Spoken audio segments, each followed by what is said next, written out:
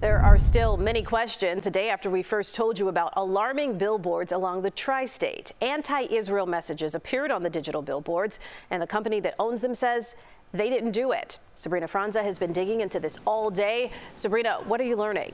This message was only up for a matter of hours, but that was long enough for it to shock countless people driving on the interstate in the northwest suburbs. Almost a day later, it's still not clear who's behind it.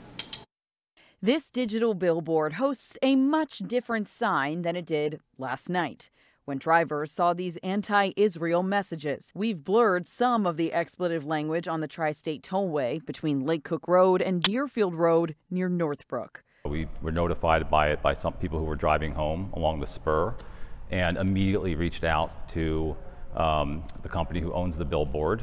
David Protowski works with the Jewish United Fund of Chicago. Members of his nonprofit contacted Outfront Media, the company that manages the sign. Any human being would feel threatened and upset, but you have a lot of kids coming back and forth. You have high school students driving back and forth on that highway. You have families. You have people who are not as aware sometimes of what's happening, and they see that language. It was taken down almost immediately. The timing, he says, even more hurtful in the middle of the high holidays for those who celebrate. The holiday of Sukkot, today is the first official day of Sukkot, which really commemorates the exodus of Jews from slavery in Egypt. CBS News Chicago got in touch with Outfront Media, who did not answer our specific question as to whether or not someone hacked into their software.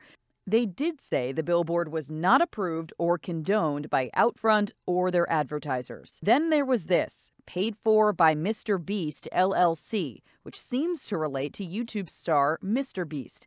The staff at JUF do not think this is in any way linked to the YouTuber. Mr. Beast has not responded to our request for clarification. I tried to get into the minds of somebody who would put a horrific, offensive threat out there for an entire community. I don't know why. Outfront also told us they're investigating to figure out what happened and that they're working with both local and national authorities. Live in the newsroom, Sabrina Franza, CBS News, Chicago. Thank you, Sabrina.